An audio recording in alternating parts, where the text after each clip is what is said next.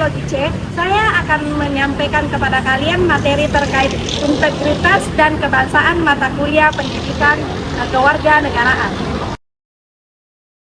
Dalam menjalani kehidupannya, manusia tidak dapat memenuhi kebutuhannya sendiri. Manusia sebagai individu akan senantiasa membutuhkan individu lain dan selanjutnya hidup secara berkelompok. Aristoteles, seorang filsuf Yunani, mengatakan bahwa manusia adalah son politikon, yang artinya manusia adalah makhluk yang berkelompok. Kelompok persekutuan hidup manusia dimulai dari lingkungan terkecil yakni keluarga. Selanjutnya, mereka membentuk kelompok yang lebih besar seperti suku, masyarakat, dan bangsa. Bangsa adalah bentuk dari persekutuan hidup manusia. Ciri khas sebuah bangsa merupakan identitas dari bangsa yang bersangkutan. Identitas-identitas yang disepakati dan diterima oleh bangsa menjadi identitas nasional. Identitas nasional dibutuhkan agar dapat menjadi pengikat sekaligus pembeda dengan bangsa lainnya. Dalam terminologi antropologi, identitas adalah sifat khas yang menerangkan dan sesuai dengan kesadaran diri pribadi sendiri, golongan sendiri, kelompok sendiri, atau komunitas sendiri. Yang pertama, ada pengertian bangsa. Pengertian bangsa dalam bahasa Inggris disebut nation. Kata nation berasal dari natio, yang berarti lahir. Nation dapat berarti suatu kelahiran, keturunan, atau suatu suku bangsa yang memiliki kesamaan keturunan, yaitu orang-orang yang sama keturunan. Kata bangsa sendiri berasal dari bahasa Sanskerta yaitu Wansa, yang berarti orang-orang yang satu keturunan atau satu terah dalam bahasa Jawa. Secara etimologis, bangsa berasal dari kata Wansa yang artinya orang-orang yang berasal dari satu keturunan. Namun, dalam perkembangan konsep bangsa sebagai persekutuan hidup, manusia yang berasal dari kesamaan keturunan tidaklah memadai.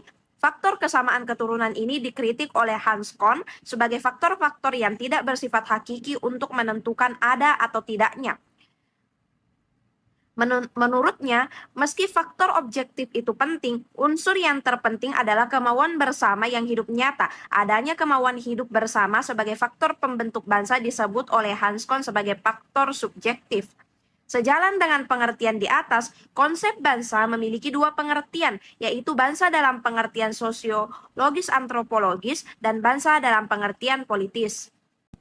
Bangsa dalam pengertian sosiologis antropologis ini dapat disejajarkan dengan pendapat Hans Kohn sebagai bangsa yang disatukan oleh faktor objektif, di mana persekutuan hidup masyarakat yang berdiri sendiri yang masing-masing merasa satu kesatuan ras, bahasa, agama, dan adat istiadat. Sedangkan bangsa dalam arti politik adalah suatu masyarakat dalam suatu daerah yang sama dan mereka tunduk kepada kedaulatan negaranya sebagai suatu kekuasaan tertinggi keluar dan ke dalam mereka diikat oleh suatu kekuasaan politik yaitu negara.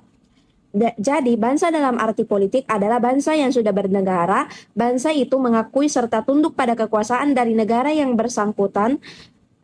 Setelah mereka bernegara, maka terciptalah sebuah bangsa.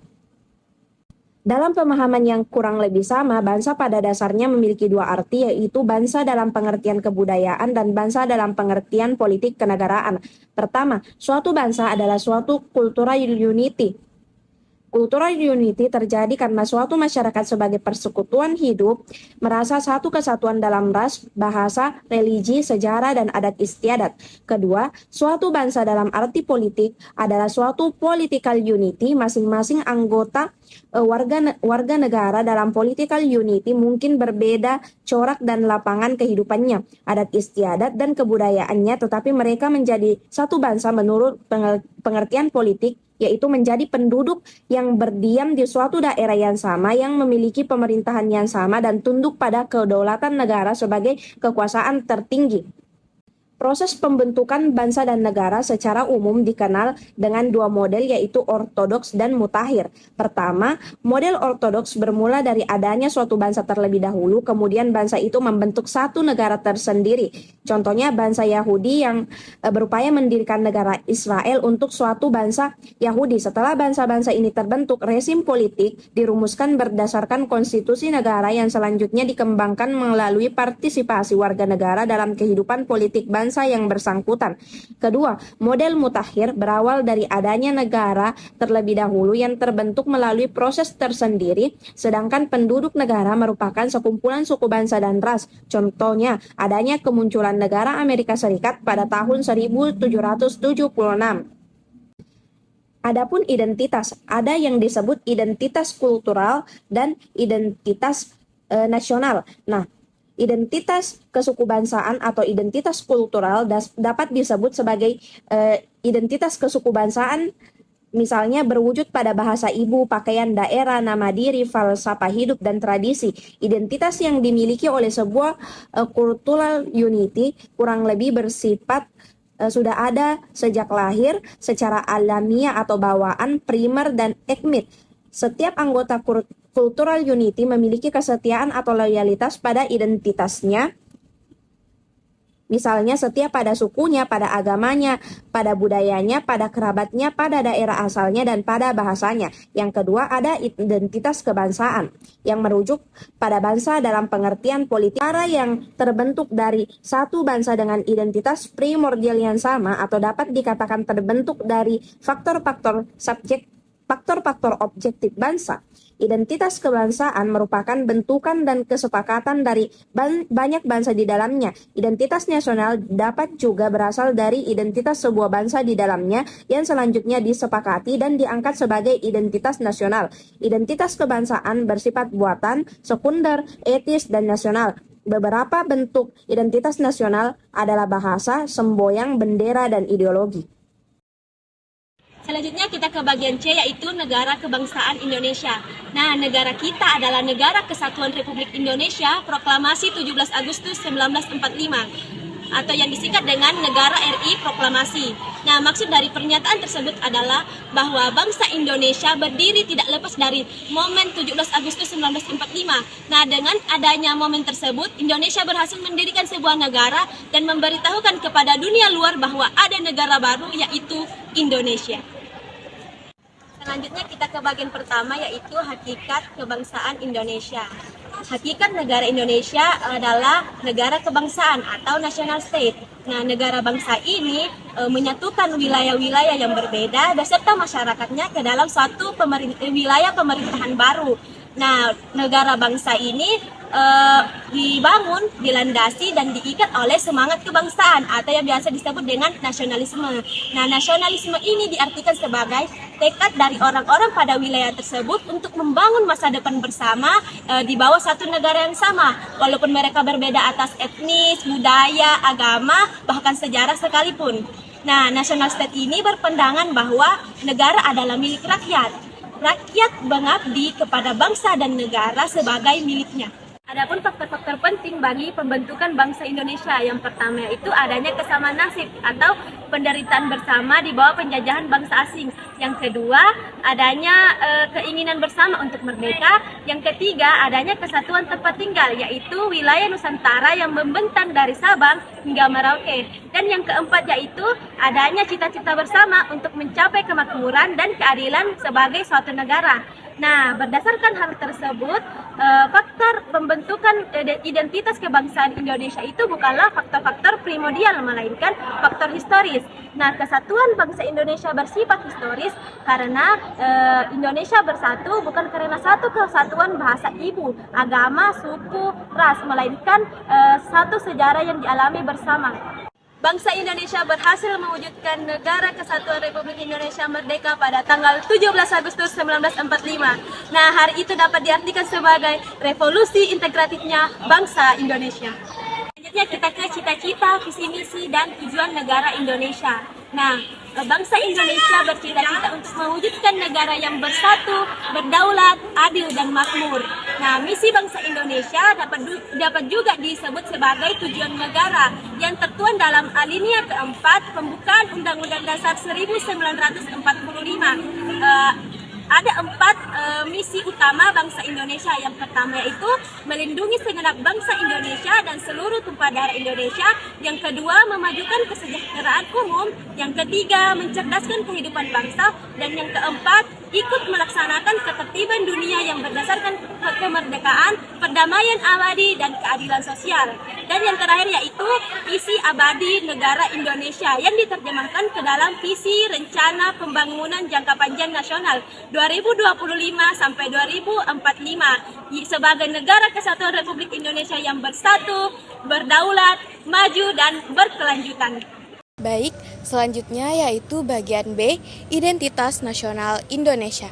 Nah, identitas nasional secara etimologis berasal dari kata identitas, yang mana berarti ciri-ciri, tanda, jati diri, dan sedangkan pada nasional itu merujuk pada kelompok persekutuan hidup manusia yang lebih besar dari sekadar pengelompokan berdasarkan ras, agama, budaya. Selanjutnya yaitu identitas bersama. Nah, identitas bersama merupakan kesepakatan bangsa yang ada dalam suatu negara. Sedangkan loyalitas ganda yaitu warga negara memiliki loyalitas pada identitas kelompoknya. Maksudnya itu pada suku atau daerah tertentu. Yang selanjutnya yaitu bagian pertama, faktor pembentukan identitas bersama.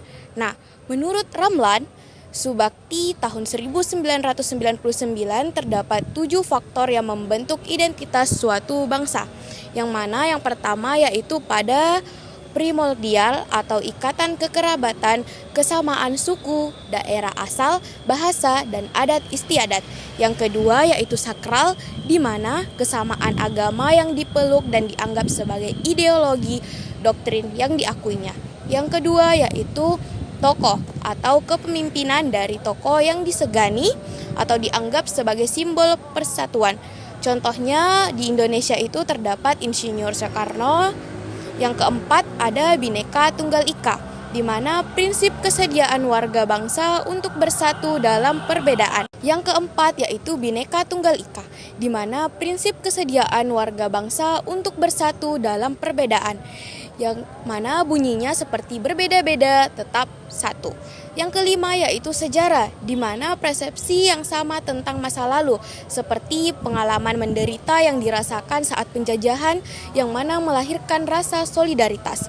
Yang keenam yaitu ada perkembangan ekonomi, di mana peran lembaga dalam menimbulkan spesialisasi kerja, membuat masyarakat saling membutuhkan dan saling bergantungan satu sama lain dengan solidaritas organisme. Yang ketujuh yaitu kelembagaan, di mana peran lembaga pemerintah dan politik seperti tentara dan polisi dia bertujuan untuk mempersatukan warga. Yang kedua yaitu karakteristik identitas nasional Indonesia. Identitas nasional memiliki sifat-sifat khusus. Yang pertama yaitu buatan, yang mana dibentuk dan disepakati oleh warga bangsa setelah bernegara. Yang kedua yaitu sekunder atau turunan, yang lahir setelah identitas kesukubangsaan atau identitas primer yang sudah ada lebih dahulu, yaitu asli atau langsung. Yang ketiga konstruksi, yaitu di mana identitas bukan suatu yang statis atau yang tidak berubah, tetapi dia dianggap menghasilkan konstruksi yang alami yang sesuai dengan perkembangan yang mengikuti dinamika sejarah dan globalisasi. Yang ketiga yaitu ada bentuk-bentuk identitas nasional Indonesia. Nah, identitas ini telah diatur dalam Perundang-undangan nomor 24 tahun 2009, di mana terdapat 9 aspek. Yang pertama yaitu bahasa Indonesia, yaitu yang kita kenal bahasa Indonesia sebagai bahasa nasional. Yang kedua yaitu bendera negara, yaitu Sang Merah Putih. Yang ketiga lagu kebangsaan atau Indonesia Raya. Yang keempat lambang Indonesia, yaitu dilambangkan sebagai Garuda Pancasila. Yang kelima yaitu semboyan negara atau Bhinneka Tunggal Ika. Yang keenam yaitu dasar filsafat atau Pancasila. Yang ketujuh, konstitusi, yaitu Undang-Undang Negara Republik Indonesia tahun 1945. Yang kedelapan yaitu ada bentuk negara, yang mana berbentuk NKRI atau Negara Kesatuan Republik Indonesia.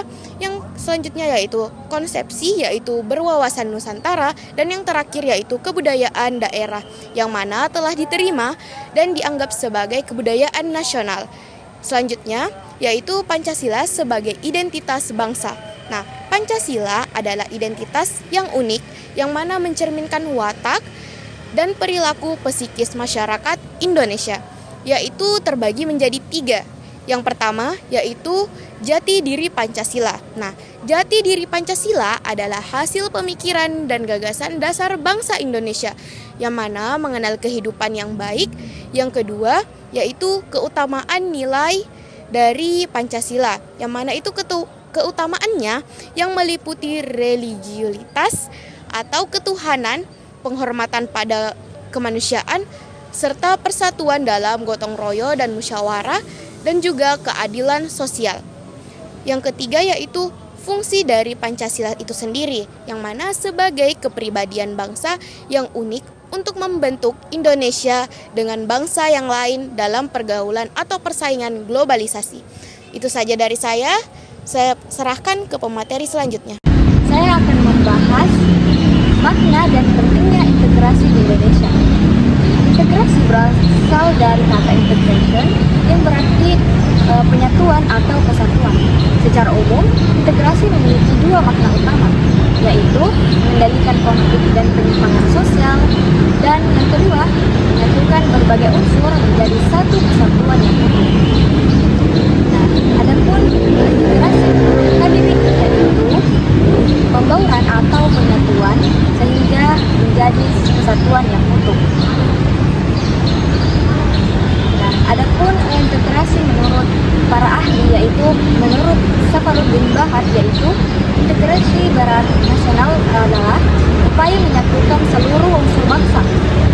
Sedangkan menurut Horowitz itu integrasi merupakan proses menyatukan masyarakat kecil menjadi satu bangsa yang utuh.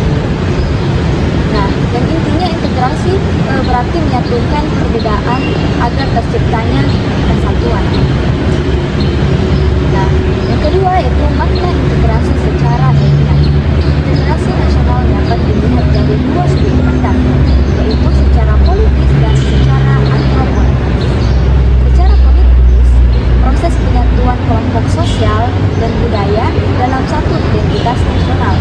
Sedangkan antropologis, proses penyesuaian antar budaya agar tercipta kehidupan masyarakat yang harmonis. Adapun jenis-jenis integrasi yaitu menurut Minor Weiner yaitu integrasi bangsa, yaitu penyatuan berbagai kelompok budaya dan sosial untuk membentuk identitas nasional. Contohnya, Indonesia terdiri dari banyak suku dan agama tetapi tetap satu bangsa. Yang kedua, ada integrasi wilayah. Pembentukan kekuasaan nasional dari seluruh wilayah, contohnya Indonesia dari Sabang sampai Merauke. Yang ketiga ada integrasi nilai, di mana kesepakatan terhadap nilai bersama untuk menjaga ketertiban sosial. Contohnya Pancasila sebagai nilai pemersatu bangsa. Yang keempat ada integrasi elit dan massa, di mana hubungan baik antara pemerintah dan masyarakat melalui komunikasi yang intensif. Nah, yang terakhir ada integrasi di mana kerjasama masyarakat untuk mencapai tujuan bersama, seperti bekerja dalam satu organisasi. Nah, adapun pengembangan integrasi di Indonesia, menurut William Liddell ada 2 hambatan integrasi. Yang pertama ada hambatan horizontal, di mana hambatan horizontal itu seperti perbedaan suku, agama, ras, dan budaya. Nah, di Indonesia sangat beragam, lebih dari 1.300 suku bangsa, berbagai agama seperti Islam, Kristen, Hindu, Buddha, dan Konghucu. Nah, ada Adapun hambatan vertikalnya yaitu kesenjangan antara elit dan masyarakat atau antara budaya maju dan budaya yang tertinggal. Contohnya perbedaan pembangunan antara Indonesia bagian barat dan Indonesia bagian timur. Demikian materi dari saya serahkan ke pemateri selanjutnya. Perkembangan integrasi di Indonesia. Di Indonesia ada perkembangan integrasi yang dimana ada 5 pendekatan atau cara untuk bagaimana bangsa dapat mengembangkan integrasinya. Nah, yang pertama itu adanya ancaman dari luar. Adanya ancaman dari luar dapat menciptakan integrasi masyarakat.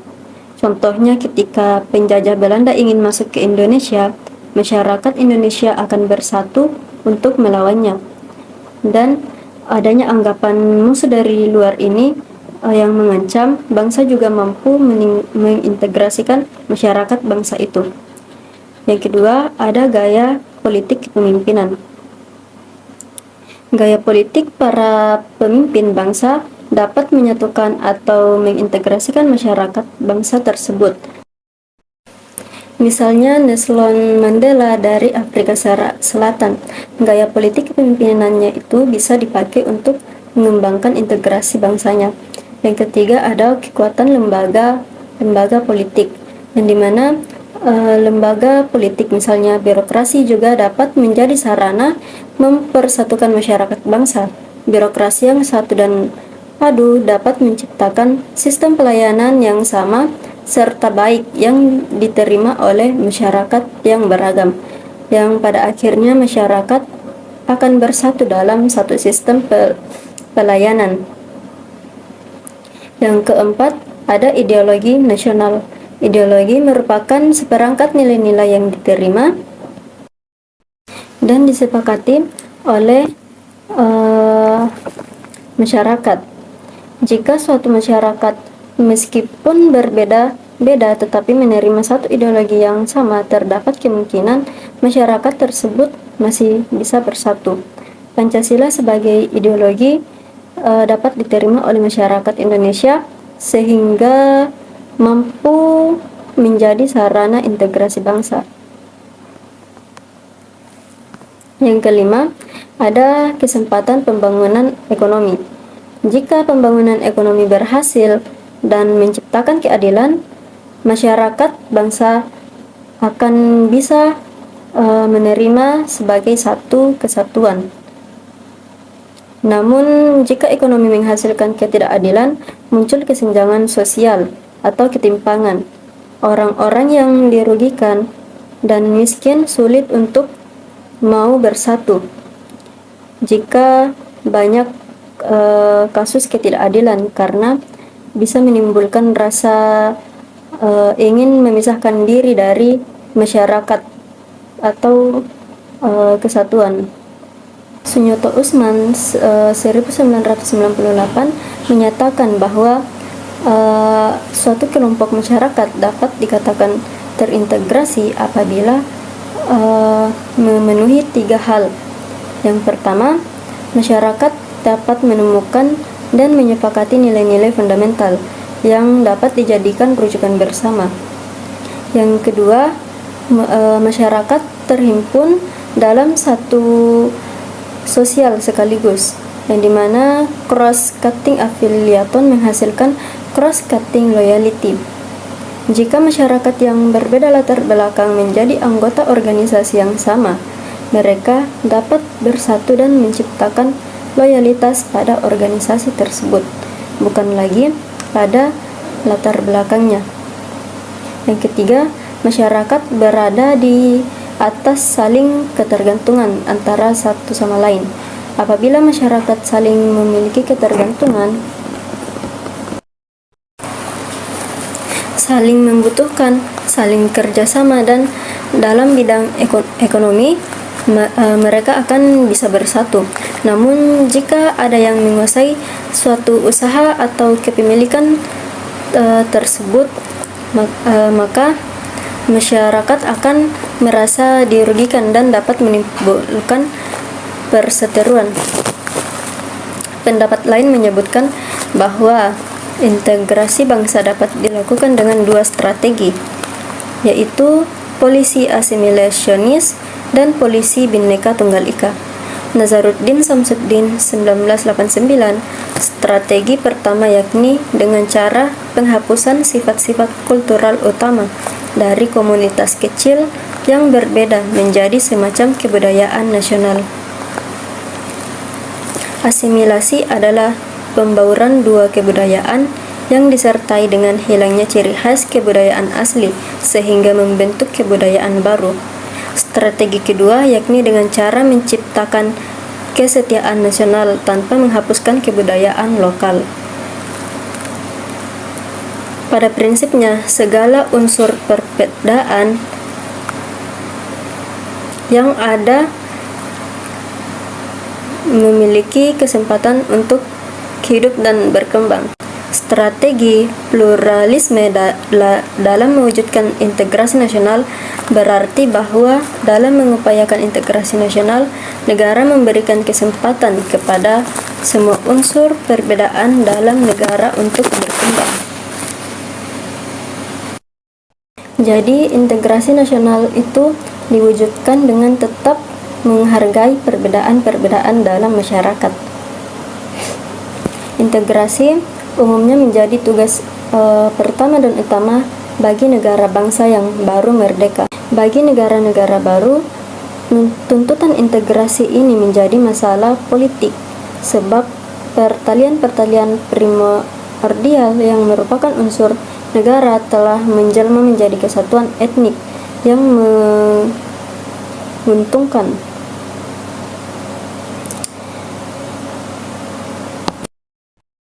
Bagi bangsa Indonesia yang merdeka di tahun 1945, integrasi juga menjadi tugas pertama yang harus dilakukan. Pertama, pemerintah kolonial tidak pernah memikirkan tentang perlunya kesetiaan nasional dan semangat kebangsaan pada rakyat jajahanan, tetapi lebih pada penciptaan kesetiaan kelompok-kelompok masyarakat terhadap penguasaan kolonial. Yang kedua, unsur-unsur awal yang membentuk negara bangsa adalah kesatuan-kesatuan lokal yang bersifat primordial. Oleh karena itu, menurut Eka Dharmaputra 1997, sebuah negara bangsa baru membutuhkan identitas baru yang mesti dilahirkan dengan mempertimbangkan dan dua kenyataan. Pengembangan integrasi bagi bangsa Indonesia untuk masa depan tetap diperlukan. Di sisi lain, integrasi juga sangat berguna untuk mengendalikan dan mengimbangi konflik atau gejala disintegrasi yang selalu hadir dalam tengah-tengah masyarakat kita.